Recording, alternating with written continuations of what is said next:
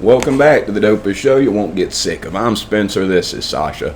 Spent most of my 20s in federal prison, but I've been off heroin since April 9, 2010. Got a lot of stories about the stupid stuff I did to get put in prison. I've also got a lot of stories about the crazy stuff that happened while I was in prison. And God forbid you end up in prison, you want to make some of the same mistakes I made. So, 60 days in, for those of y'all who've been watching with me. New episode. Interesting stuff happened. The same guy annoyed me last week. I tried to give him a chance this week, and it looked like he was doing all right for a second. Then he went and bombed, just messed up, crashed dummy again, did the dumbest thing ever right at the end of the episode.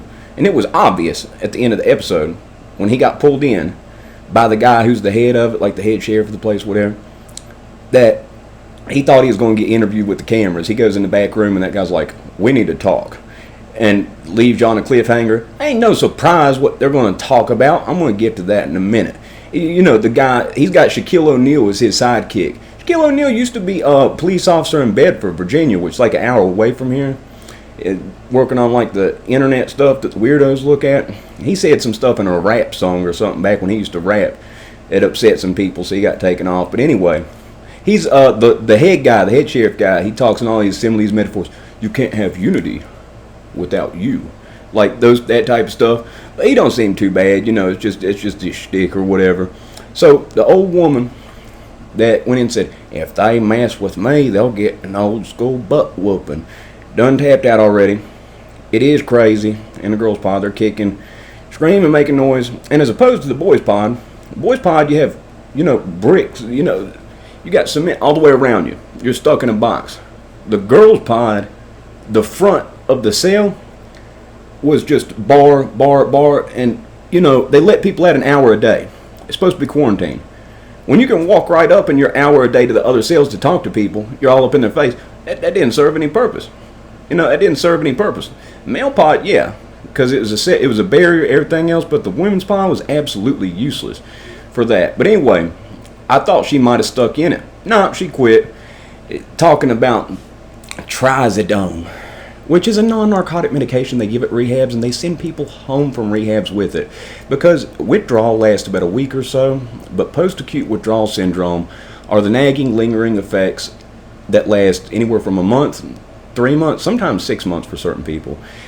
That medication helps you sleep when you can't sleep at all for months, because although the withdrawal's over, the nagging effects stick. And she's like, "I almost took a psychotropic medication." And I'm like, man, I felt like Dave Chappelle, like whenever he went and half-baked to the NA meeting, he's like, "I'm addicted to marijuana." And they're like, "What?" And the guy stands up, he said, "You ever suck any for marijuana?" "I did, for coke." Boo this man. I felt like that when I saw that. That was the silliest thing ever. I think it was just an excuse to get her way out. But anyway, there's an old man who was in there for selling steroids, or who did prison time for selling steroids, like 5 years, I believe. Got caught with $500,000 of steroids. Old, tough-looking dude, and he quit too. I thought he was going to make it. He starts walking around the cell talking about, "My blood pressure's up," and the signals, "I've got a headache." And he's like, "My blood pressure's up," and he looks directly at the camera, which is in the cell, and he goes, "I've got a real bad headache. Medical emergency. Medical emergency." And I'm thinking, well, shoot, you got to go now. Ain't no way your celly's going to... You're looking at the camera, doing that. And that's an issue, too. Putting cameras in cells, I disagree with that. You got people, working the right forearm, using the toilet, and you got cameras in the cells for that. They shouldn't have that. That's not good. I disagree with that. But anyway, yeah, he tapped out too. So 2 people done gone. The Mekhi Phifer looked like Mekhi Phifer from 8 Mile. I say that because he always has that dread. He's got the dreads on the side, but he's got that one that goes right down the middle of his face. He came in cool. He's one of the people that came in there not trying to act too tough, too hard, or none of that. And yeah, he did something when the one guy's making noise all night. When he got out for his 1 hour, which they let him out 1 hour a day, he went up to that guy's cell and he kicked the door and said, "Get up. You're going to keep me up. I'm going to keep you up." That was the last episode. But he's been cool. I think he's going to be fine through it. Had the right attitude, everything else. And, he seems like an all right one. There was another woman that got put in, and she seems like she'll be all right too. It's like a middle-aged black woman. She seemed like she just cool, chilling, rolling through. The ones that try to act like I'm too hard, I'm too tough, you don't know me. Those are usually the ones. No, they're not as hard as they're acting like. Okay, and I mean, I get it. That a couple people tapped out might have planned on it. They don't pay them too much. I believe they pay them $60,000 a piece, like $1,000 a day. But even if they go to the hotel, they got to stay in a hotel if they tap out. They can't go back home because they can't risk them talking about it. They monitor the communication. That's part of the agreement. So they're getting $60,000 just chilling in a hotel instead of having to be in jail. So that might have been the cause for it. The Mekhi Phifer dude, his son was born like the same day that he had to go in, but he's still doing it. He's annoyed by certain stuff that he should be annoyed by, but he isn't crying. He isn't annoying. So, circle back to the biggest douchebag of the bunch. The former Latin King got jumped out of the gang dropout. Came in there, embarrassed his roommate, his cellmate, told him what to do last episode. Told his cellmate what to do, and his cellmate's like, nah, dude, I'm going to give the guy a suit. He let me read a book. Instead of explaining that he embarrassed him, it's going to be around national TV forever.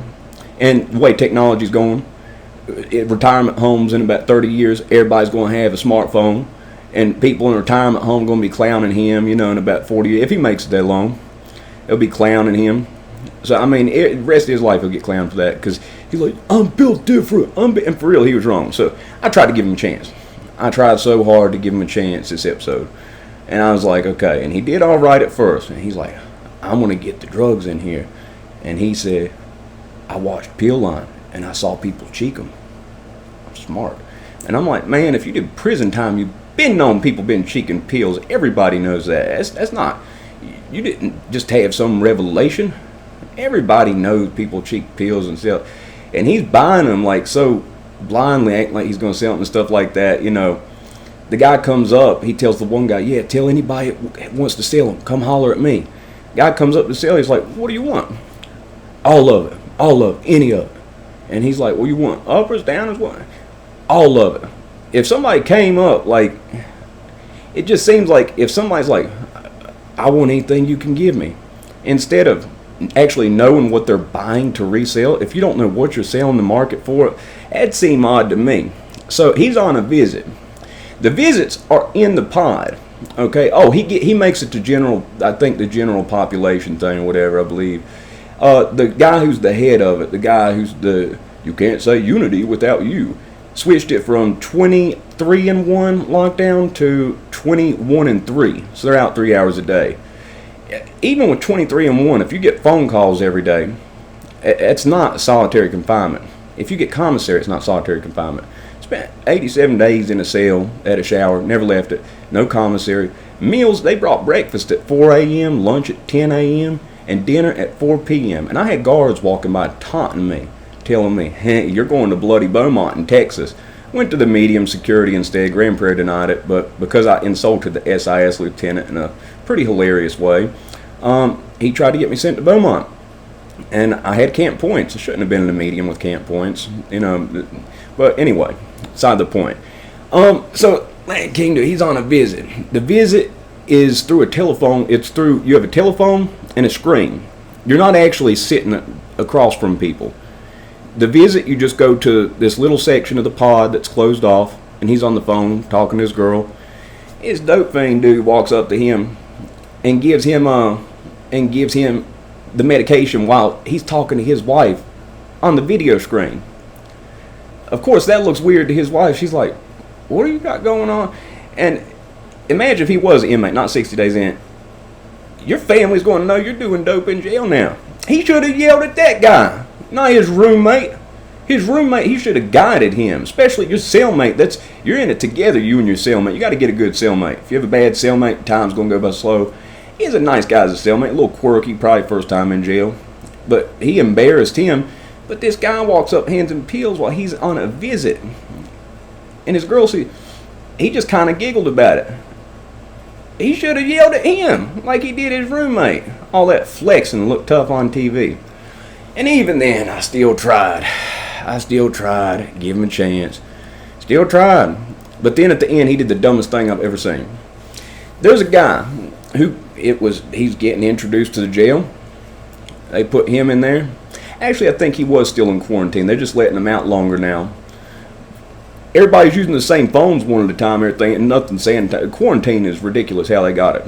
It serves no purpose. But anyway, the newest guy who they've introduced is a prison TikToker who I've seen before. Seems like a pretty cool dude for the most part. You know, everything I've seen about him, he seems like a pretty cool dude. No sooner than he walks in the pod, the fellow 60 days in, former Latin King, walks up to him and he's like, I know you. I watch you on TikTok. I know you. You're the guy from TikTok. Everybody around just heard what you said. You just put a green light, a spotlight on him for him to be put out there, and he ain't even been in there for 2 minutes yet. Ain't even been in there for 2 minutes. And you walked up to him and said, I know you. You're from TikTok. You're on 60 days in. You know they're going to put people in there. Shut up. And then at the end, they had this whole dramatic let-off thing at the very end where he thinks he's going to be interviewed by just the camera crew. And they open the door, and it's the Mr. Unity. You can't spell unity without you. So I need you to help me help you. That guy. And it's him, and he's standing there in his suit looking all, statuesque. And he's like, we need to talk. We have a problem, or I have a problem with you. And he's like, oh, what'd I do? And that's supposed to be the cliffhanger for next week. My, oh my, what could be the cliffhanger? What could he want to talk to him about? Possibly exposing the TikToker in his first 2 minutes in the pod. That's the stupidest thing he could have done. I mean, it's supposed to be built different. You should have known if you're built different and you know all the rules and all that, you shouldn't have done that. That was, oh man. I tried to give him a chance. I tried this time. I tried saying, don't go in, think about what's all last time, watch it this time, see what happens. They had an older, I don't know if I mentioned it yet, they had a middle-aged black woman that went in. She seems like she's going to be all right. She ain't too tough or none of that. She's just chilling, look like she's just waiting on commissary. And that's the attitude you have. You go inside there and you just look unbothered. If somebody walks up to you and says something directly to you, you got to address that. But when, a few people walk in, they're like, fresh meat. You just look like, I'm unbothered. I'm just waiting for commissary. If you look scared, people are going to sense that. If you act too tough, that you get clowned for that too. There's a guy at Petersburg. Part of it is independent white. Well, not independent white. There's a group called the Haters. Weren't really about nothing, but he acted too hard. They called him too hard for the yard. Always had a scowl and everything else. And guess what? Always talking about paperwork. He went back to court testifying something. Witnessed a murder, I believe, and got time off for it. Came back. All that too hard for the yard stuff. He was outcast and everything else. And that's another story. I'll tell that another time. But anyway, yeah. And solitary. They're not in solitary. That's not solitary confinement. When you get out and you get to call your family every day, that's not solitary confinement. Solitary confinement is one phone call a month at a random time in which you do not pick, that they hand you a phone through the beanhole of the door, and if your family don't pick up, better luck next month. Hope they're around to pick up next month, because that was your 1 30-minute window to get a chance. Okay, that's solitary confinement. That's stress. Being starved, being fed at 4 a.m., 10 a.m., and 4 p.m. with nothing in between. That's solitary. They starve you. Man, I lost. Oh, man. I've got, like I think I said already, I've got like some noise going in the background right now. People scream all day. Yeah, it happens. But when it's so quiet, it hurts your ears. I don't know how to explain that, but I can't stand complete silence. It puts me in a panic, because like when it's so quiet and you're stuck in this small room and you can hear your breath, you hear yourself breathing echoing off the walls. Oh, that's worse than when people are screaming. I don't know how to explain it. Anyway, I want to do another video. Had a lot of family stuff. My mom's back went out. Keep her in your prayers. My fiance's mom has like ruptured disc, like I think 3 ruptured discs in her neck. It's all swelled up on one side. Both the moms doing a little bit rough right now. Had some family stuff going on and everything else. And I literally walk in the door, turn this on, and start talking to get the first one out there. The second one will be a little bit more planned. But, if you're watching this show with me, tell me what you think about it. If you think that guy's a douchebag too, all that posture and stuff, you know. Just be you. And when it comes down to it, if somebody tries you, yeah, stand up for it. You go in there and let them know about you, you know. It's just, I don't know. Gets on my nerves. Well, if you liked the video, press the like button. If not, wasted 15 minutes and 17 seconds of your life. I used to not watch 60 Days In. My fiance got me watching. I couldn't stand it at first. I don't like watching prison shows. I spent 5 years in there. What do I want to watch that for? And I started watching it, and I'm like, it's like I'm yelling at a football game when I'm watching it. Or yelling at a UFC fight. I don't watch football. You know, my granddad used to say it didn't make any sense to him. You throw the ball, and at the end of the game, the ball's on the ground where it started. You know, a fight, somebody gets knocked out or beaten up, and you get to see who's the best. It's a one-on-one thing. You know, it's purest. Anyway, it's my ADD going off the rails. If you liked it, press the like button. If not, I apologize. Y'all have a good one.